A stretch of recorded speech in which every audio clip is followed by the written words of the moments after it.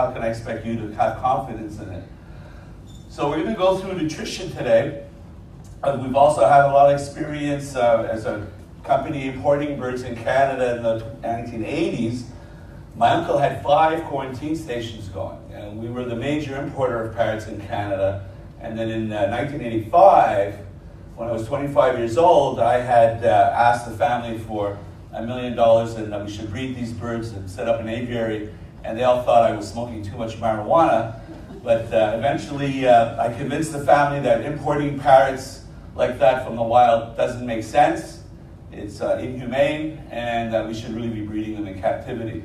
So we started that, and the first work that we did was a lot of the great work that the veterinary community contributed. It was a great talk from Dr. Stacy. We worked also with, learned a lot from AFA, from Dick and the groups in the United States. And we're breeding in a cold country, Canada. It's very difficult, but we did a lot of disease and husbandry work initially because of sick parrot, obviously. We can't study any nutrition research on it.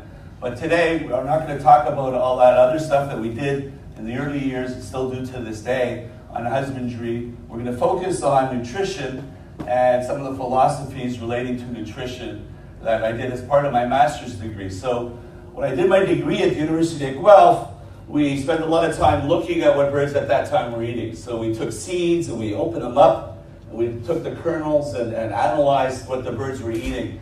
It's not what you feed your birds, it's what your birds are eating that counts. And so we had to separate out the waste from that, and then we developed supplements around that. Is your mic off? Am I okay? Maybe I should lower this a little bit. Don't want you guys to get too much feedback. We're also going to talk about vegetables and fruits, the soft foods, what they contribute. You know, they're really not what the birds are eating in the wild. I was in 1987 on an Earthwatch trip 3 weeks in Colombia, and looking at what the birds were eating. It's very bitter compounds with tannins. We think that feeding fresh fruits and vegetables that are grown for human consumption is a natural part of the diet for parrots, but it really isn't. When you look at some of the birds, what they're eating in the wild, there's that competition between the wild fruits. Parrots are really a predator of the nuts. So there's a bitter, tannin-laced secondary plant compounds on the outside of the palm nuts that act as irritants. And we're going to talk a little bit about some ideas, some new hypotheses that we have at Harry relating to clay and clay licks that you're familiar with in the Amazon, especially as you guys breed more of the New World birds. I think if I stand here, it seems when I get closer to that thing over there, I won't be able to move at all. We'll just stay like this. We're also going to talk about cafeteria style feeding, where you guys feel good, as Dr. Stacy said, which was a great talk about calcium. You feel good making a whole smorgasbord of stuff, feeding a little bit of everything. Well, I'll feed a little bit of pellets, but I'll still give some seeds, and I'll still give a little bit of this. And unfortunately, it leads to a lot of work, and it leads to a lot of picking out of the favorite foods by the birds. We're going to talk a little bit about caloric necessities of what the birds are needing in the wild versus the caloric differences in captivity. Then we will talk a little bit about manufactured diets, formulated diets, and how they're manufactured. And without any brand specificness, I complement all of the formulated diets. I think they're all a great part of a base diet versus seeds, as Dr. Stacy was hinting to as well. So let's look at seeds as a start and what we're feeding traditionally to our birds, especially the larger parrots, traditionally over decades, hundreds of years. There it is, the famous sunflower seed.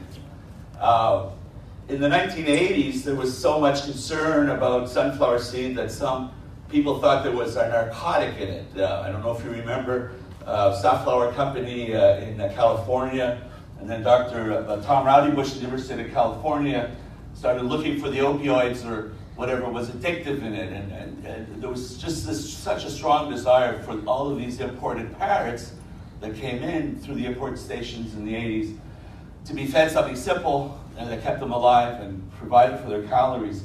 So that was sunflower seeds. So what we did was we looked at the kernel analysis of sunflower seed. So this is data from my master's degree back in the late 1980s, And sunflower seeds, whoops, sorry, I thought that was the pointer. Let me go back here. If you look at the first column, I'm sorry if it's a little bit out of focus, is the sunflower seeds. We're looking at 55% fat in the kernel of a sunflower seed. Guys, sunflower seeds are grown for the sunflower oil industry. Sunflower seeds were not genetically modified by farmers and selected over generations to be healthy for parrots. Okay, the sunflower seeds are grown by your Australian farmers, not for you guys. They're grown to make sunflower oil. They're selecting for higher fat content in both the striped and the black oil sunflower. The black oil sunflower has a thinner husk and provides less fiber and has more oil ratio on the whole seed. But the fat content we've determined on the analysis, and we just redid some of these tests on the sunflower seed, is that there's more than 55% fat. The safflower seed, which was actually sold in the 1980s as a healthier seed versus sunflower seed by a few companies, actually on our analysis had as much fat. There may be some analytical differences here of 3 or 4%, but these are all independent laboratory tests, and I would use 2 different private laboratories. Approximate analysis of fat protein costs about $50 US. It's not that difficult to do. You can do it. There's probably some labs in Australia. If you wanted to compare the guaranteed analysis on whatever product you're buying and see how accurate they are, there's probably a laboratory 3-year veterinarian that can do that. So safflower, why is safflower seed though perceived by some Americans and some others around the world as a healthier oil seed than sunflower? Well, if you've ever eaten the kernel of a safflower seed, it's bitter. And there's a palatability difference between the safflower kernel and the sunflower kernel. And so my premise is that the reason the safflower seed is eaten less by parrots when they're offered it is that it is a tinier seed, and it's also a little bit of a bitter seed. So we needed 400 grams of this stuff to send out to a lab. So we had to, with scalpels, cut this open and take the kernel inside out like a bird would, and then have a pile of this. And my dear wife, who at that time was my girlfriend, helped me do that, and that was in the mid-1980s. So the safflower seed is as fatty as the sunflower. And then, of course, the peanuts. We all know that that's a fatty legume. It's a part of the legume group, and it's quite high in fat as well. So guys, we're looking at diets here that are over half of what the bird is eating is fat. And then the early pellets came out on the market in the 1980s, and they were running on the guaranteed analysis on the bags around 5% fat. And the birds just wouldn't eat a lot of those early pellets that were on the market. We're switching our bird that's eating Big Macs, poutines, as we call it in Quebec. Poutine in Quebec is a French fry mixed with some gravy and cheese. It's this absolutely high energy, high calorie, terrible thing to eat. It's called poutine. Anyway, so let's call oil seeds a big greasy burger. And now we're trying to put them on this really healthy diet. And no diet is healthy if the birds won't eat it. But why? There's another reason why these early formulated diets were unpalatable. We're going to get into a little bit of that. But again, then the trend with a lot of companies was to come up with around a 10% fat, which was twice as much of what was on the market, but it led to a lot of people understanding that there should be some healthy amount of fat. As Dr. Stacy also said, essential fatty acids coming from a variety of sources. Fiber is not an issue for parrots. Why? Fiber is not an issue because there's no flying bird that is going to act as a herbivore and ferment fiber.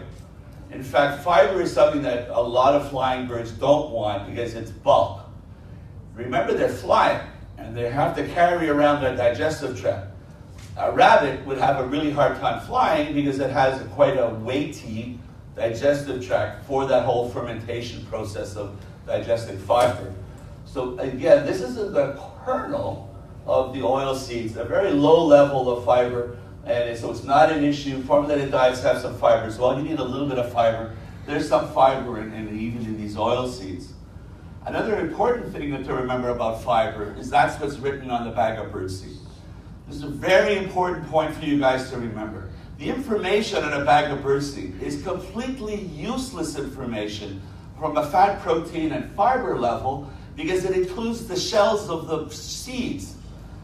If you look at a bag of birdseed in there and you look at the guaranteed analysis, you'll see fiber levels of 10 to 15%. But that's not what the bird is getting, because the fiber is out on the floor of your aviaries. But by law, by consumer law, we as packaging companies, consumer packaging companies, all over the world, including Canada and Australia, we have to analyze the whole bag of birdseed. So when I was doing comparative nutrition between bird species and bird nutrition, comparing different bird diets and bird seed diets, we had to really analyze what the bird was eating. We had to go back and look at what is the analysis of the hulled millet seed. What is the analysis as you're seeing here on the oil seeds, and not the whole bag of birdseed, where this kind of, especially, so the information on the bag is diluting out the fat. So when it says 20% fat on a bag of birdseed, that's diluted out by the 15% of the fiber in the bag. So the numbers are all off. The fat is much higher what the bird is eating that's declared on the bag of birdseed, and the fiber that they're getting is much lower. I hope you understand what I'm saying here, that it's not what you're feeding your birds, it's what your birds are actually eating that we need to look at.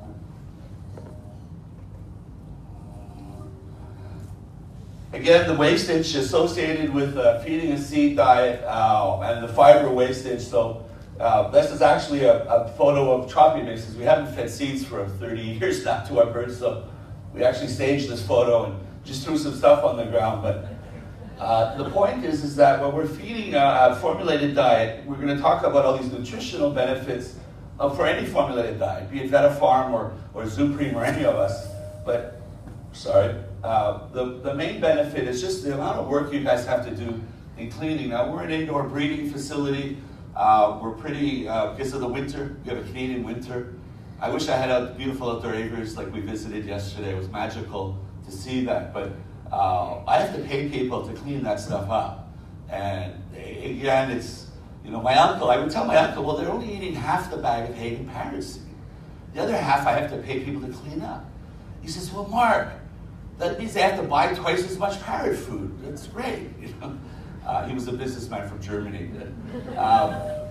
So what I'm saying to you is when you look at the cost of food, if half of it is not eaten by the bird, you have to double the price of the cost of that food.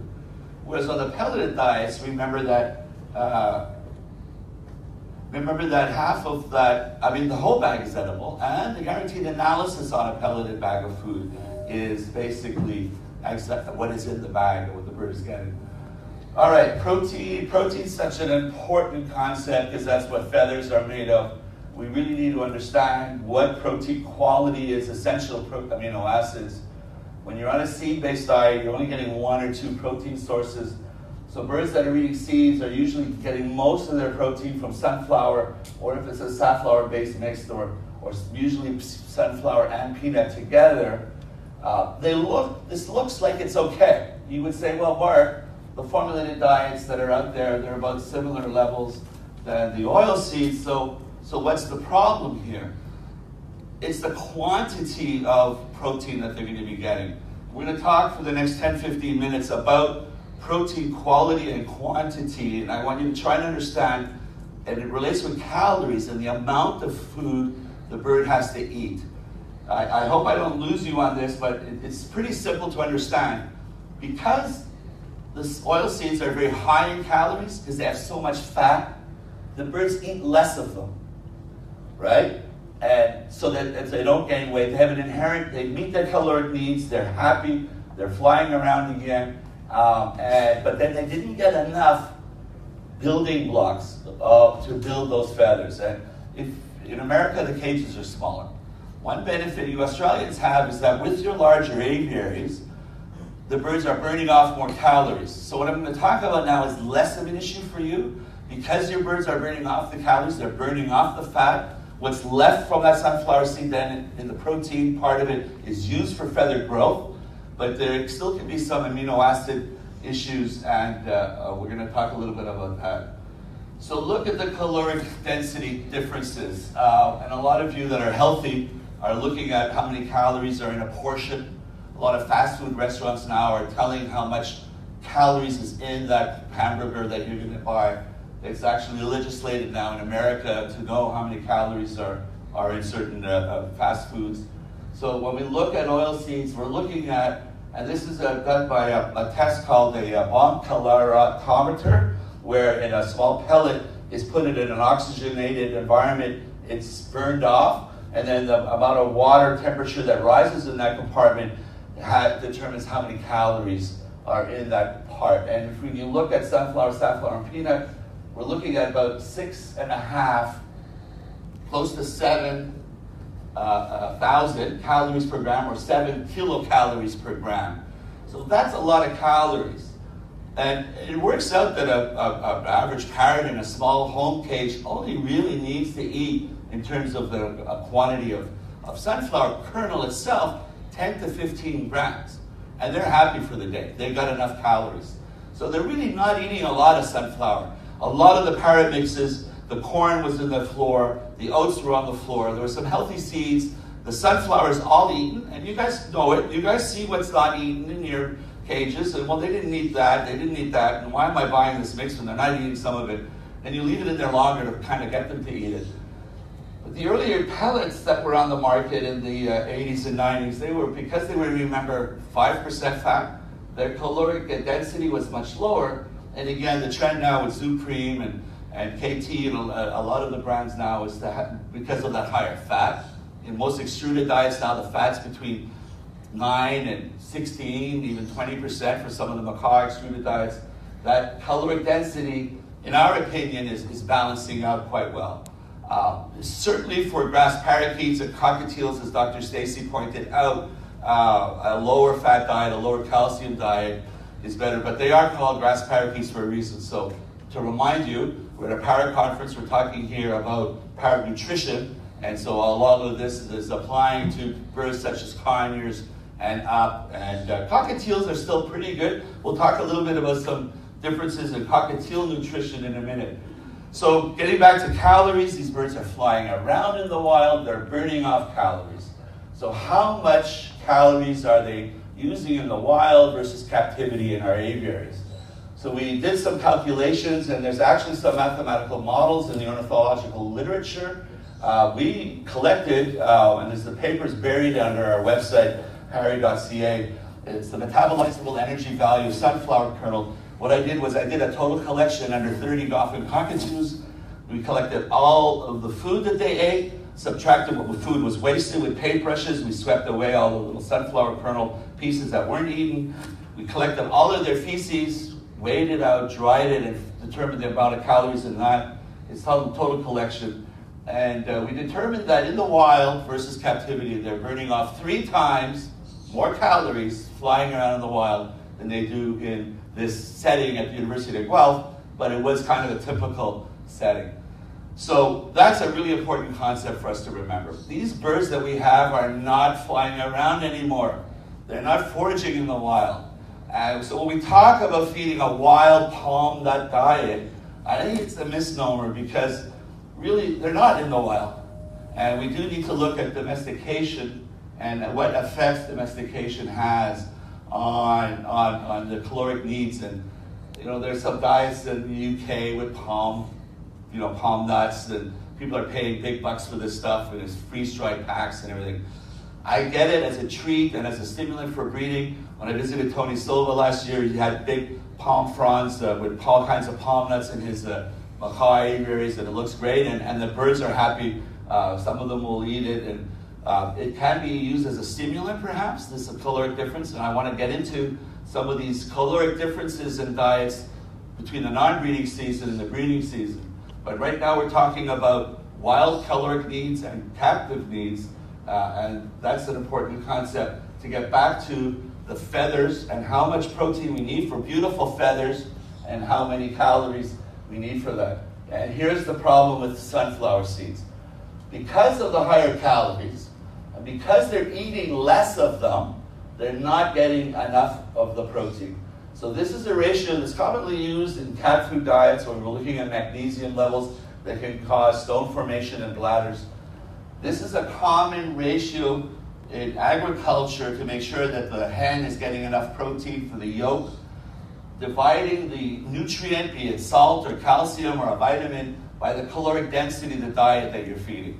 So this new generation of dog foods that are out there that are really high in meat, where the dog eats less of them, they have a higher concentration of vitamins, so that that small portion of dog food has all the calcium and the vitamins and the protein in it for the dog. So I hope you're following me on this. I tell you, I visited for the last 30 years aviaries in Canada that only feed seeds, and I can tell right away, and they can't bullshit me and say, oh yeah, I feed pellets, because I can see the stress bars on the feathers. I can see the barbules of the feathers are not interlocking properly. You get that black schmutzing effect of the pigments not adhering to the protein of the feather structure properly, and the red or the blue or green or whatever color is flaking off. And you guys that visited maybe some of your fellow Australians that are on a pelleted diet as a base diet, and you have to admit they have beautiful birds and beautiful feathers. And so this is the key problem with sunflower seeds.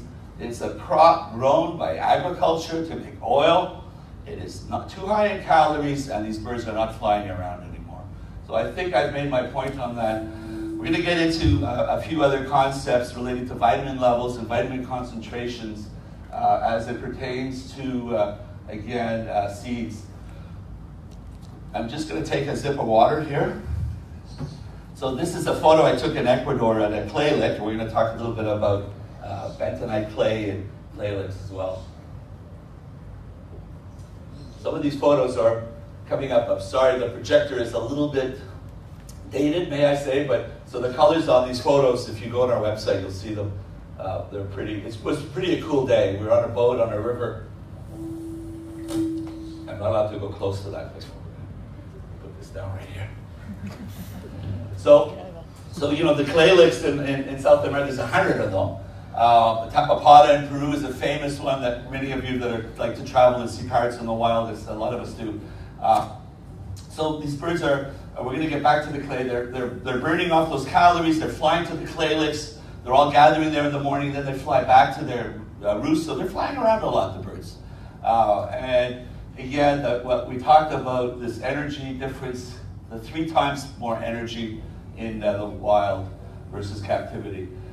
The Bahama parrot visited a couple of times with Parrots International just recently, a few years ago, when they had their conference in Miami. There was a little side excursion.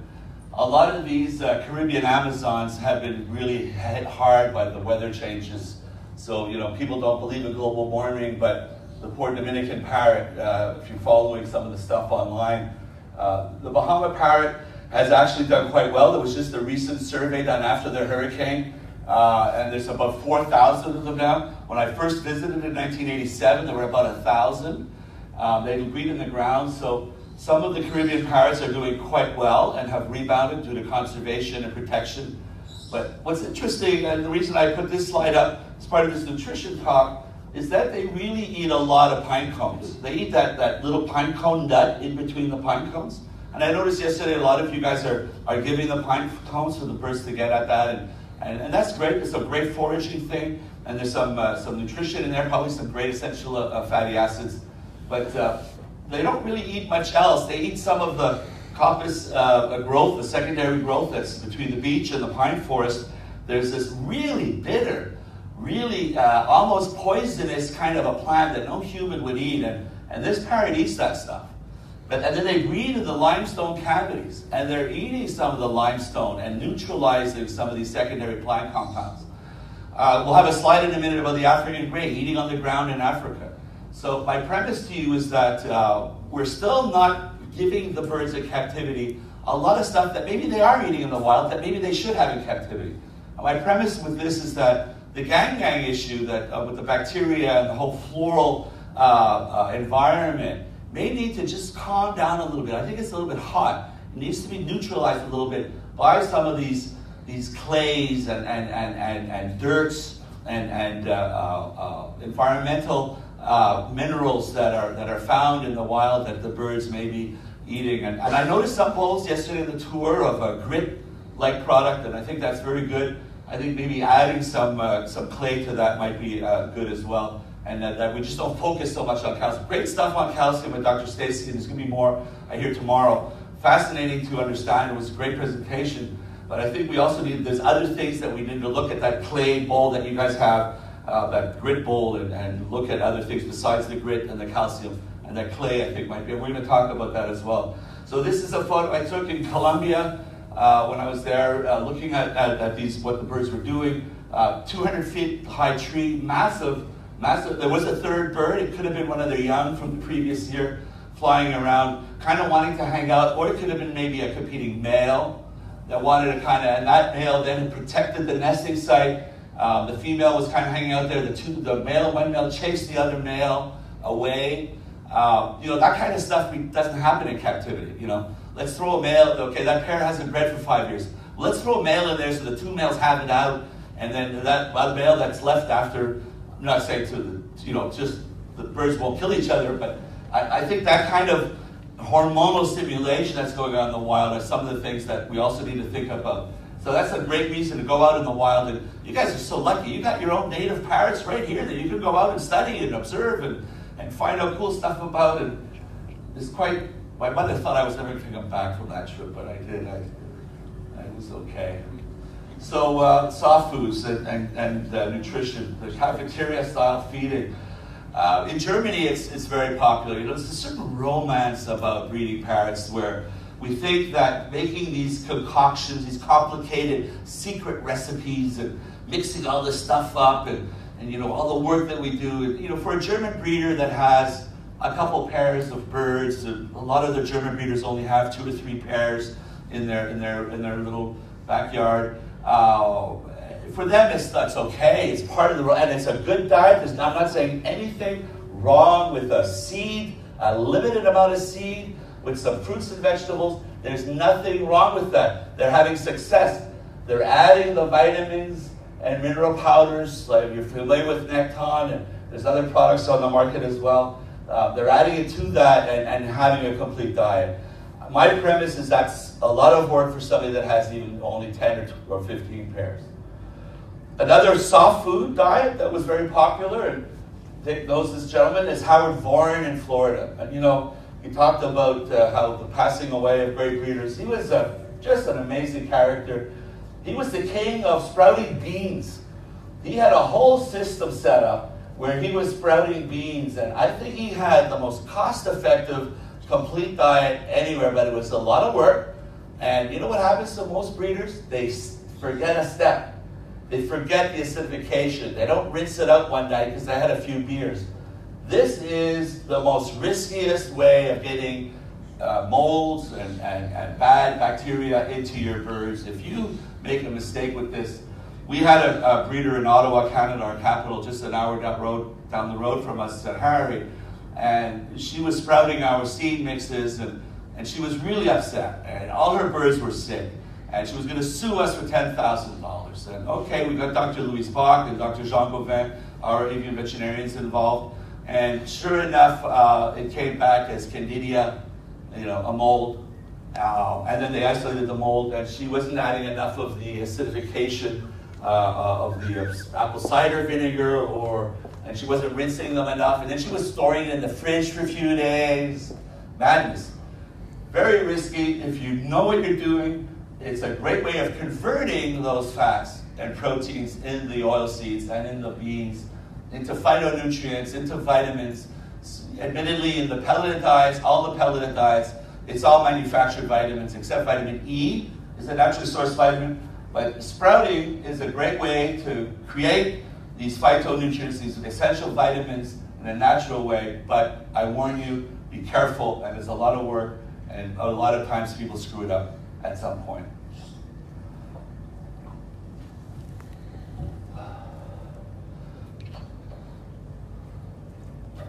So we have a gravity feeder system.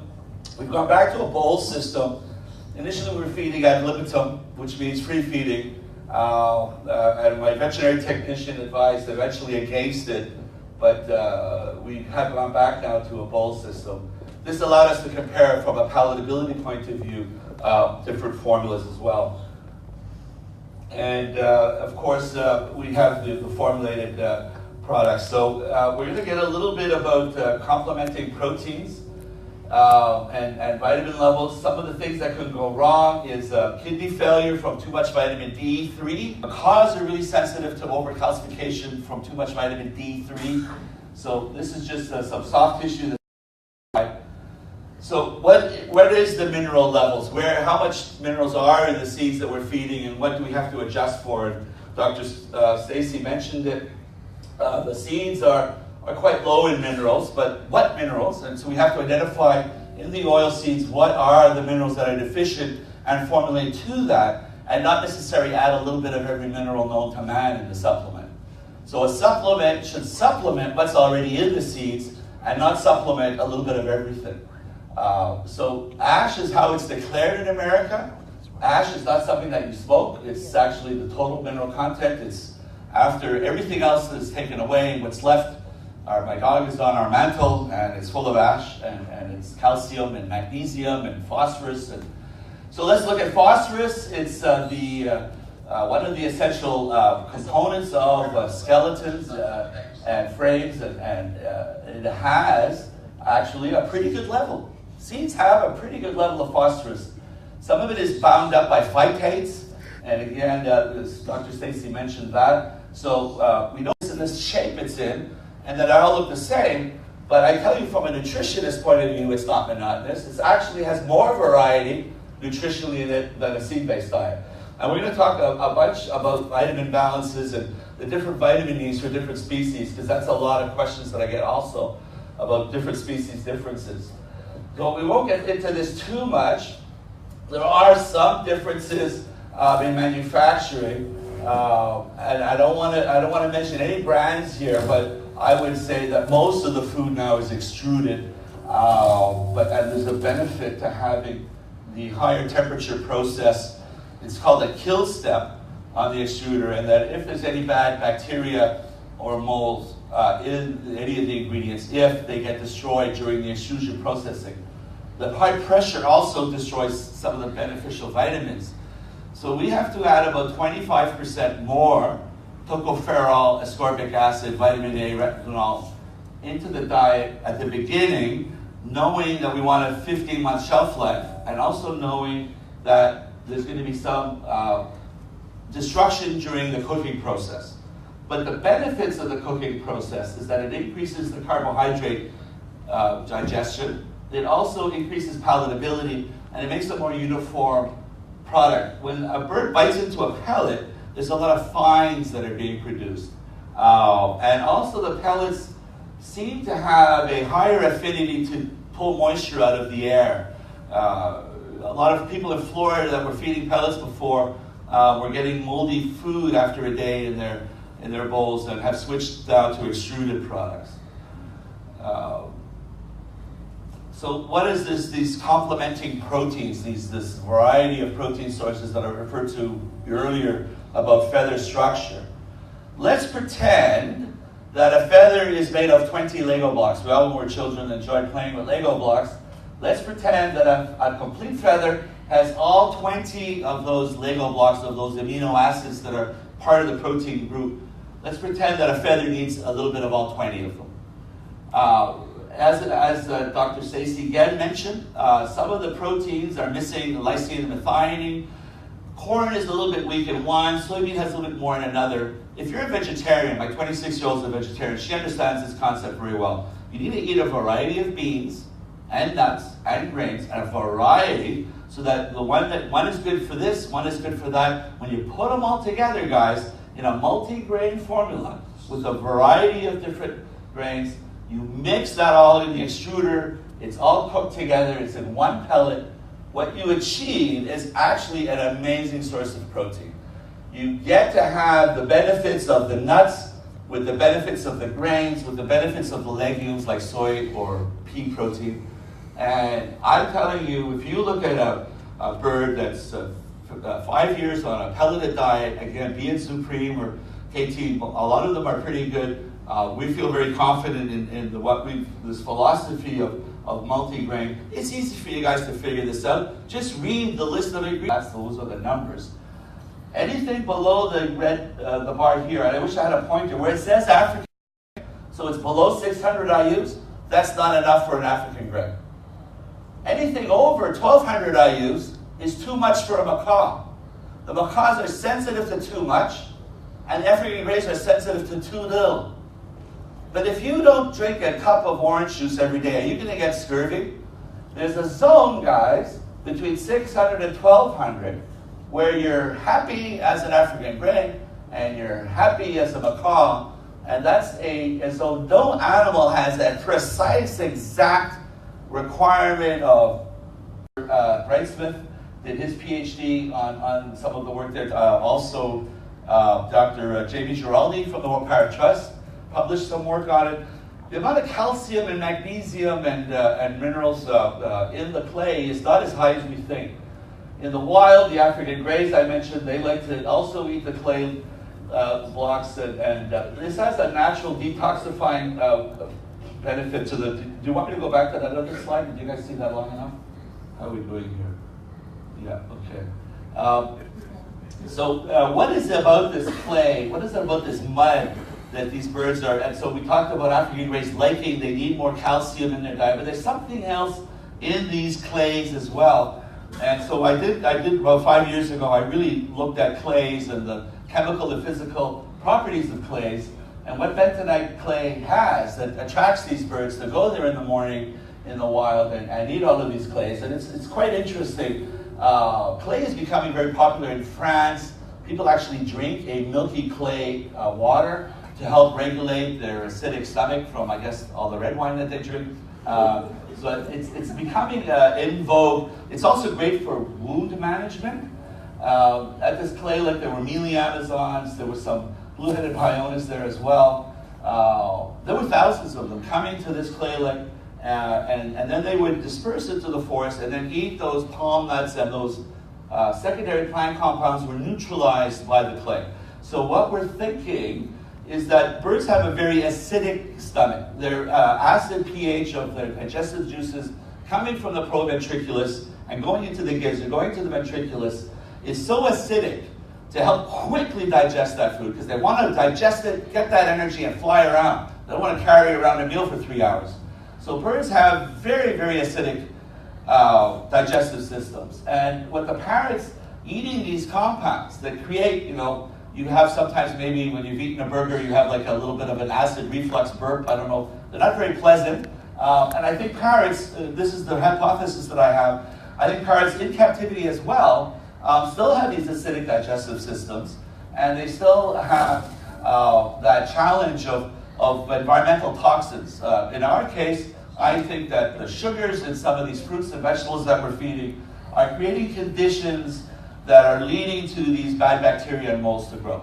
So when you're feeding apples and oranges, and you're feeding these fruits that are really unnatural for a parrot in the wild, and they're getting all these simple sugars, which make a wonderful food for Candida and megabacteria. So I think that some of this stuff with the gang is that there's still some work that we got to do on this, and I think this might be, and I'm sure, you guys have a lot of dirt out in the wild, and you see a lot of birds eating off the ground. And in here, and so I think that that's something that we need to look at a little bit more. So it's a magical morning. This is at a place called Sasha Lodge, S-H-A-C-H-A, Sasha Lodge, and he was the king of the mountain. One of the muleys, he would chase off all the little guys. Was quite cute. Please go see birds in the wild. It's a fun experience, as you guys are so lucky to do all the time. So. Sorry about the feedback. Just a few more. And again, we're going to get into this positive and negative ions on the bentonite. What is it in there? So there's a few things that are going on.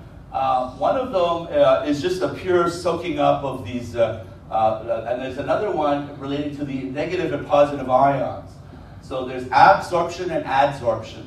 And it involves a catonic process of ions, and a lot of the bad stuff are positively charged, are on the alkalinity side, And so what the bentonite does is it kind of absorbs out some of those positively charged bacteria and molds and other stuff. So I'm not asking somebody to test this on your gangs, but it's harmless. There's nothing wrong with giving a bunch of this.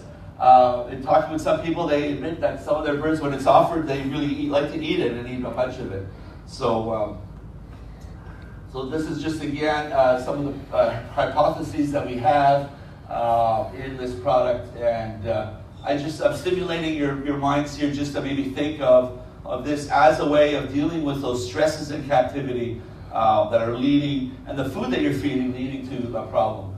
So to review the talk, we've talked about captive, well, that was another part of it. We talked about formulated diets. The main premise of what I'm saying to you today is to give you the confidence to try a formulated diet, be whatever brand it may be. And I have to thank the veterinary community. Dr. Michael Taylor at the University of Guelph did a lot of endoscopic and blood work with us at Harry. And the pet industry, has always been frowned upon by animal rights people and parrot conservationists. I think we're very good now in America and in Canada that we're breeding birds. We're not importing them anymore.